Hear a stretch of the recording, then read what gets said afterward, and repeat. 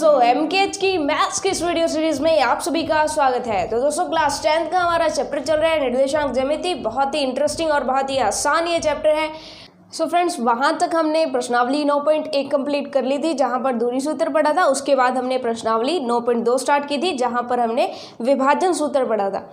तो दोस्तों विभाजन सूत्र से रिलेटेड हमने 4 क्वेश्चंस भी कर लिए थे। अब बारी है 5th क्वेश्चन की। आगे के क्वेश्चंस जो है हम सॉल्व करते चले जाते हैं। 9.2 प्रश्नावली का 5वां क्वेश्चन फिर हम स्टार्ट करते हैं। तो देखिए दोस्तों, क्वेश्चन नंबर 5 जो है हमें क्या कहता है। क्वेश्चन नंबर 5 हमें कहता है कि आपके पास बिंदु है कोई 2, 5,3 और दूसरा बिंदु ये कहता है -3, -2। ये कहता है कि इन दोनों बिंदुओं को मिलाने वाले रेखाखंड को कोई बिंदु जो है वो विभाजित करता है। कितने अनुपात में विभाजित करता है उसने ये नहीं बताया। उसके बाद ये भी बताया कि वो बिंदु जो है, ये जो बिंदु विभाजित कर रहा है ये x अक्ष पर स्थित है। ये कहता है हमारा 5th क्वेश्चन। देखिए क्वेश्चन को सुनिए। बिंदुओं 5,3 और -3, -2 को मिलाने वाला रेखाखंड x अक्ष द्वारा किस अनुपात में विभाजित होगा। यानी ये जो यहाँ पर ये जो बिंदु है ये कहाँ पर है, x अक्ष पर स्थित है, तभी तो x अक्ष इसको काट रही है। तो यहाँ पर कुल मिलाकर के एक पॉइंट है जो कि कहाँ पर है, x अक्ष पर स्थित है। ये कैसे पॉसिबल है, तो आप थोड़ा सा देखिए कि अगर हम निर्देशांक ज्यामिति के अंदर इसको अगर आलेख बना करके दिखाएं इन बिंदुओं को, तो वे बिंदु क्या होंगे, x का 5 और y का 3, 1 2 3 4 5, x का 5 और y का 3 यहाँ पर होगा। कौन सा बिंदु, पहला बिंदु। और दूसरा बिंदु जो है -3, -2 वो कहाँ पर होगा, x की वैल्यू क्या होगी -3 और y की वैल्यू क्या होगी -2। तो ये दोनों बिंदु है और इनके जो रेखाखंड है, ये जो रेखाखंड है इन दोनों को मिलाने वाला, इसको x अक्ष जहाँ से काट रही है, यानी ये बिंदु है हमारा बिंदु P। यानी बिंदु P जो है वो कहाँ पर है, x अक्ष पर स्थित है। कहने का मतलब यही है। चलिए अब हमें क्या करना है कि ये जो बिंदु P है ये हमें नहीं पता कि क्या है, यानी इसके निर्देशांक हमें नहीं पता, लेकिन हमें ये पता ज़रूर है कि ये x अक्ष पर है। और हम पढ़ कर के आए हैं कि अगर कोई बिंदु x अक्ष पर होता है तो उसका x निर्देशांक तो हमें नहीं पता कि क्या होगा। यानी x अक्ष पर कोई भी बिंदु है तो उसका x निर्देशांक तो हमें नहीं पता क्या होगा, 1 2 3 4 5, -1 -2 कुछ भी हो सकता है। लेकिन y निर्देशांक हमें ज़रूर पता है, क्योंकि वो ना तो ऊपर जा रहा ना नीचे जा रहा, तो y निर्देशांक उसका ज़रूर क्या होगा, 0 रहेगा। इसका मतलब क्या होगा कि ये जो बिंदु है ये क्या मान सकते हैं हम, x, 0 मान सकते हैं। और हम मान लेते हैं एक बार कि मान लीजिए कि ये जो है ये इसको m/n में विभाजित कर रहा है। m/n में विभाजित कर रहे हैं, तो हमें कुल मिलाकर के वैल्यू किसकी फाइंड करनी है, m/n की फाइंड करनी है। यानी हमें m/n निकालना है, या फिर इसको ऐसे भी लिख सकते हैं कि m/n हमें निकालना है। m/n का मतलब m/n ही होता है, ये हमें निकालना है। वो कैसे निकालेंगे, तो देखिए यहाँ पर इससे रिलेटेड हमारे पास 2 फॉर्मूलाज होते हैं। कौन से, कि जब हम अंतः विभाजन करते, देखिए यहाँ पर सिंपल विभाजन की बात की गई थी, तो अब इसको अंतः विभाजन माने या बाह्य विभाजन माने, ये हमारे डाउट रह सकता है। तो सिंपल सी बात है कि दोस्तों जब आपसे सिंपल विभाजन बोल दिया जाए तो इसका मतलब क्या होगा, अंतः विभाजन होगा। अगर वो स्पेशली नहीं बोलता कि बाह्य विभाजन है, तब तक आपको चाहे कोई सीधा विभाजन लिखा हो या अंतः विभाजन लिखा हो, आपको क्या मानना है, उसे अंतः विभाजन ही मानना है। चलिए ये चीज़ यहाँ पर क्लियर हो गई। अब हम क्या करते हैं कि हमें एक फॉर्मूला पता है कि ये जो बिंदु P है इसका x निकालने का तरीका हमें पता है, mx2 + nx1 / m+n। और y निकालने का तरीका हमें पता है क्या, my2 + ny1 / m+n। तो यहाँ पर हमें x1 y1 की वैल्यूज़ तो गिवन है, बिल्कुल गिवन है, और x2 y2 की वैल्यूज़ भी गिवन है। लेकिन यहाँ पर x की वैल्यू हमें नहीं पता क्या है, यहाँ पर x की वैल्यू नहीं पता लेकिन इनकी वैल्यू पता है। तो इसको एक बार हम छोड़ देते हैं और इनकी तरफ देखते हैं। तो यहाँ पर y की वैल्यू पता है 0 है, ये y होता है, तो y की वैल्यू हमें पता है 0 है, y2 की वैल्यू भी पता है, y1 की वैल्यू भी पता है, सिर्फ अननोन है तो क्या है, m और n है। तो चलिए फिर इसको ट्राई करते हैं। तो y की वैल्यू क्या हो गई, 0 हो गई, m इंटू y2 की वैल्यू तो -2 है, चलिए प्लस n इंटू y1 की वैल्यू देखें तो 3 है, तो यहाँ पर 3 लिख दिया, बटा में क्या हो जाएगा m प्लस n।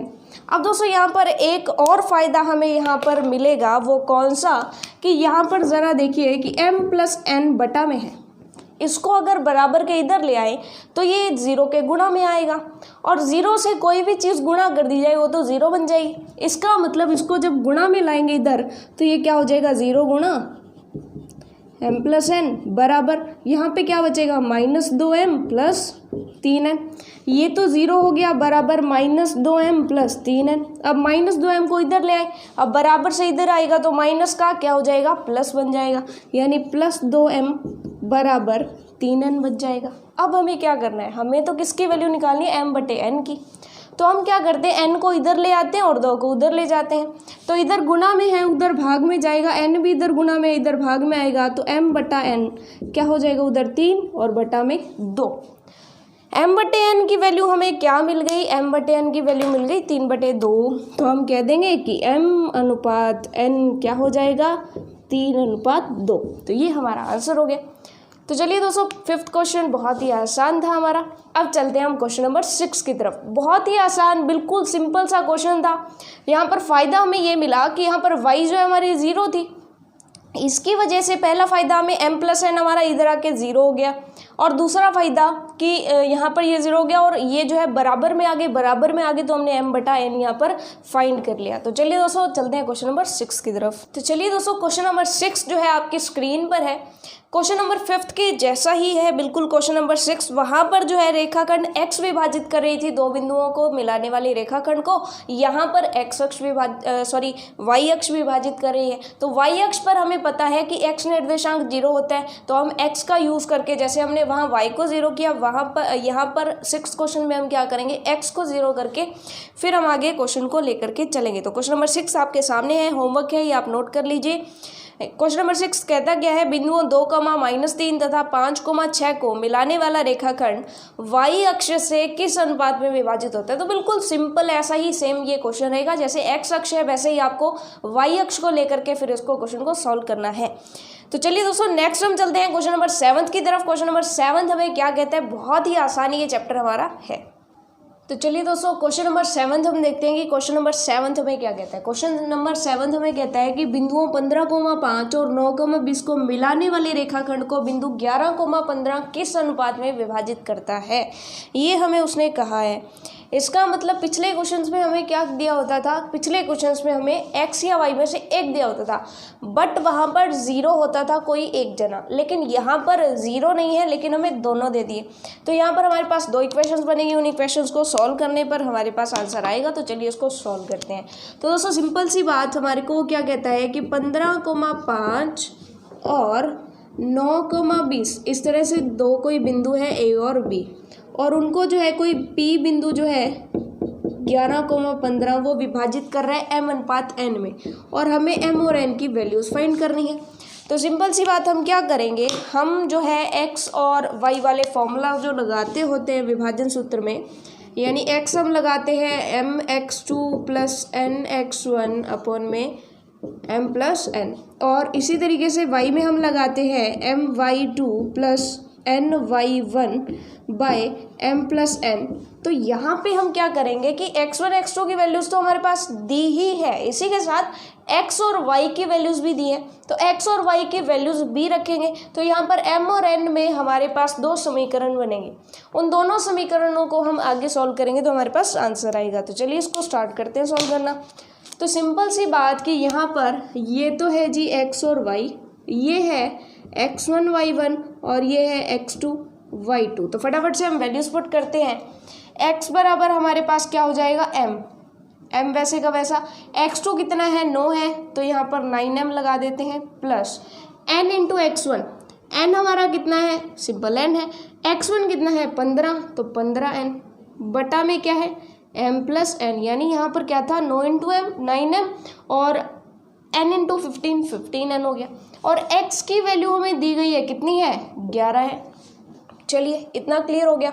अब हम क्या करते हैं, इस m प्लस n को इधर गुना में ले आते हैं। तो यहाँ पर क्या हो जाएगा, 11 गुना m प्लस n बराबर 9m प्लस 15n। यहाँ तक आपको क्लियर हो गया होगा। उसके बाद हम क्या करते हैं, उसके बाद यहाँ पर जो है 11 से गुना करते हैं, तो 11m प्लस 11n बराबर 9m प्लस 15n। अब इन दोनों को उठा करके हम इधर ले आते हैं, तो क्या बनेगा, 11 में से 9 जो है माइनस हो जाएंगे, यानी 11m minus 9m plus 11n minus 15n। अब 11 में से 9 गए तो कितने बचते हैं, 2m बचेंगे, प्लस 11 में से 15 गए तो 11 में से 15 गए तो माइनस के 4n बचेंगे, बराबर कितना आ जाएगा, 0। तो ये हो गया हमारे पास फर्स्ट इक्वेशन। अब यहाँ पर हम जब इसको सॉल्व कर रहे होते हैं तब हमारे पास क्या आता है, तब हमें एक चीज़ मिलती है यहाँ पर कि हमारी जो पहली चीज़ है कि हम एक बार इसको क्या मान लेते हैं कि सिंपल सी बात, हम जो है इसको इधर ले आते हैं, यानी 2m बराबर 4n। तो 2 से 4 कट जाएगा, 2 बच जाएगा। उसके बाद m जो है क्या हो जाएगा, 2n। n को इधर इसके बटा में ले आए तो m बटे n हमारा कितना आ गया, m बटे n हमारा 2 आ गया। ये चीज़ हमें क्लियर हो गई कि m बटे n जो है कितना हो जाएगा, 2 हो जाएगा। अब एक बार के लिए हम क्या मान लेते हैं कि m बटे n जो है उसको हम लैम्डा मान लेते हैं। ध्यान से देखिएगा दोस्तों, हमने क्या मान लिया, m बटे n को क्या मान लिया, लैम्डा मान लिया। तो माना m बटे n बराबर लैम्डा है, तो लैम्डा की वैल्यू कितनी हो जाएगी हमारी, लैम्डा की वैल्यू हमारे पास 2 हो जाएगी। चलिए इतना इसको छोड़ते हैं। अब आप पूछेंगे कि ये लैम्डा क्या है, तो दोस्तों सिंपल सी बात है कि लैम्डा जो है a b c इस तरह से साइन है, तो इस तरह से लैम्डा भी एक साइन है जो कि सिंपली किसी चर राशि को शो करता है। यहाँ पर आप लैम्डा की जगह कुछ और भी मान सकते थे, लेकिन फिलहाल हम सभी चीज़ें यूज़ कर रहे हैं x और y, इसलिए हमने क्या मान लिया, लैम्डा एक अलग सी चीज़ मान ली। चलिए अब यहाँ पर जो है y की वैल्यू रखें, y की वैल्यू जो है वो 15 है, m की वैल्यू m ही है, y2 की वैल्यू 20 है इंटू 20 प्लस n वैसे का वैसा, और y1 की वैल्यू हमारे पास 5 है, बटा में m प्लस n। अब m प्लस n इधर गुना गया तो 15m प्लस 15n बराबर 20m प्लस 5n। अब हम क्या करेंगे, इन सभी को इधर ले आते।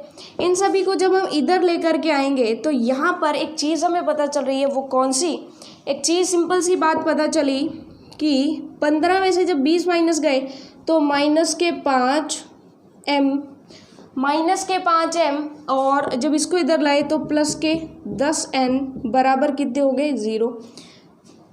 तो सिंपली दोस्तों लैम्डा बराबर क्या पता चल रहा है हमें, लैम्डा बराबर तो हमें 2 पता चल रहा है। यहाँ पर आगे इसको सॉल्व करें तो यहाँ पर -5m को यहीं रखते हैं और -10n को उधर ले जाते हैं, तो यहाँ पर बचा -5m बराबर उधर +10n -10n में बदल जाएगा, माइनस से माइनस कैंसिल, 5 से 10 कैंसिल तो 2 आ जाएगा, यानी m बराबर क्या आ गया, 2n आ गया। तो यहाँ पर क्या बचेगा कि m बटे n, यानी n को अगर इधर ले आए तो वहाँ पर क्या बचेगा, 2 बचेगा। अब दोस्तों यहाँ पर आप लैम्डा मान भी सकते हो, अगर आप लैम्डा नहीं भी मानना चाहते, अगर आप इतना भी करना चाहते हैं तो फिर भी उसमें कोई दिक्कत नहीं है, आप इतने में भी कर सकते हैं। तो दोनों में हमारे पास क्या आ गया, m बटा n 2 आ गया, m बटा n 2 आ गया। तो सिंपल सी बात कि 2 को आप 2/1 लिख सकते हैं, बिल्कुल लिख सकते हैं। m बटा n को हम 2/1 लिख सकते हैं, बिल्कुल लिख सकते हैं। और हमें पता है कि m बटे n ही तो हमारा क्या होता है, m अनुपात n होता है। इसी चीज़ को हम ऐसे लिखते हैं।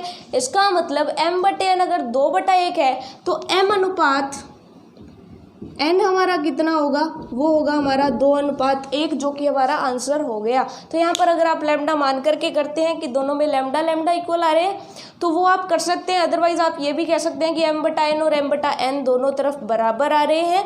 और इसी तरीके से क्योंकि आपकी जो बुक है उसमें लैम्डा लेकर के सॉल्व किया हुआ है कि वहाँ पर उन्होंने कहा कि यहाँ पे लैम्डा आ रहा है 2 और यहाँ पे भी लैम्डा आ रहा है 2, क्योंकि हमने m बटा n को लैम्डा माना है। और फिर उन्होंने कहा कि m बटा n तो 2/1 आ गया, इसका मतलब है m अनुपात n जो है 2:1 का मान आ गया, 2:1 आ गया।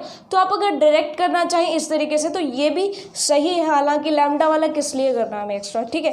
तो ये चीज़ें हमें पता चल गई। 7वां क्वेश्चन हमारा सॉल्व हो गया, क्योंकि दोनों में अगर हम x को लेकर के चलें और y को लेकर के चलें तो दोनों में सेम ही आंसर आ रहा है। इसका मतलब आप ये कहोगे कि क्या हम एक पार्ट कर दें, यानी कि सिर्फ x वाला यूज़ कर लें, y वाले को ना करें तो भी हमारा काम चल जाएगा? क्या नहीं चलेगा, क्योंकि हमें मैच करना पड़ेगा कि इनमें और इनमें, यानी दोनों में m का मान जो है वो सेम आ रहा है या नहीं, ये आपको चेक करना है, इसलिए आप दोनों करके बताओगे। चलिए इतना क्लियर हो गया, आप चलते हैं क्वेश्चन नंबर 8 की तरफ। तो दोस्तों क्वेश्चन नंबर 8 को देखने से पहले हमें एक चीज़ यहाँ पर समझ आ गई, विभाजन सूत्र में हमें एक चीज़ समझ आ गई कि यहाँ पर हमें क्या क्या चीज़ें, मतलब किन किन चीज़ों के बारे में हम पढ़ चुके हैं। पहले तो हमें दो बिंदु दिए होते हैं x1 y1, और दूसरा हमें बिंदु दिया होता है x2 y2 b, और फिर एक विभाजन करता होता है बिंदु x, y जिसके निर्देशांक होते हैं, और एक किस अनुपात में विभाजित करता है, m/n में। अब यहाँ पर आपको क्वेश्चन किस टाइप से बना सकता है, या तो वो x y के निर्देशांक पूछेगा, या तो वो m/n पूछेगा, या फिर वो इसके निर्देशांक या इसके निर्देशांक, यानी एक चीज़ पूछ सकता है, या तो वो ये पूछे या फिर ये पूछे, या ये पूछे या फिर ये पूछे। तो यहाँ पर बाकी सारी चीज़ें दी होंगी और एक चीज़ यहाँ पर पूछी जाएगी आपसे। अब दोस्तों यहाँ पर आपको फॉर्मूले कौन से लगाने हैं, फॉर्मूलाज बिल्कुल यही लगाने हैं, mx2 + nx1 अपॉन में m+n, और y बराबर my2 + ny1 अपॉन में m+n। अब दोस्तों यहाँ पर एक चीज़ देखिएगा कि अगर आपसे कुछ भी पूछ लिया जाए, जैसे मान लीजिए m/n पूछा तो आपको x1 और x2 दिए हुए थे, उसी तरीके से जब आपसे x और y पूछा जाए तब आपको ये तीनों चीज़ें दी होती है, तो आप यहाँ पर मान रख के निकाल लेते हैं। अब जो हमारा 8th क्वेश्चन है उसमें आपसे क्या पूछा गया, उसमें आपको ये दिया है, ये दिया है, ये भी दिया है, लेकिन x2 y2 पूछा है, या फिर आपसे x1 y1 पूछा है।